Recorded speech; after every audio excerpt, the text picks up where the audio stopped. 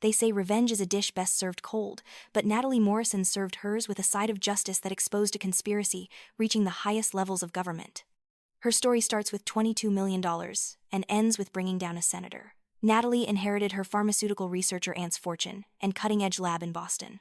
Her husband David, a charming lobbyist, convinced her to use the inheritance to fund his revolutionary medical research company. What Natalie didn't know was that David was using her lab to manufacture illegal drugs for a powerful senator's trafficking operation. During a routine lab inspection, Natalie discovered equipment she'd never authorized and chemical compounds that weren't part of any legitimate research. When she questioned David, he claimed it was confidential government work. That night, Natalie was violently attacked in the lab parking garage. She survived but suffered a traumatic brain injury that left her hospitalized for weeks. While recovering, Natalie's research assistant revealed the truth. David had been using her resources to produce synthetic opioids for Senator Richardson's network. The attack was meant to eliminate Natalie before she could expose the operation.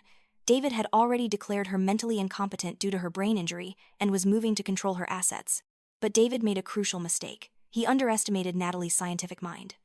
Despite her injury, she secretly documented everything in the lab, using her chemistry knowledge to trace the illegal compounds back to their sources.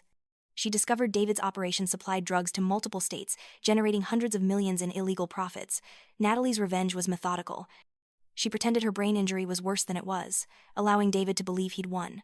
Meanwhile, she contacted DEA agents and provided them with detailed chemical analyses proving the illegal manufacturing.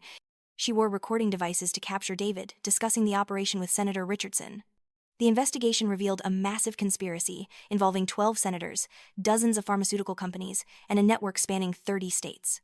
David's confession, recorded by Natalie, became the key evidence that brought down the entire operation. Senator Richardson received life in prison. David got 45 years. Natalie's testimony led to the largest pharmaceutical corruption bust in U.S. history, recovering over $800 million in illegal profits. Natalie used her inheritance to establish legitimate research facilities that develop addiction treatment medications, directly counteracting the damage David's operation caused. The woman they thought they'd silenced became the voice that exposed their entire criminal empire. Want to see how another woman turned her worst betrayal into her greatest triumph? Our next story awaits below.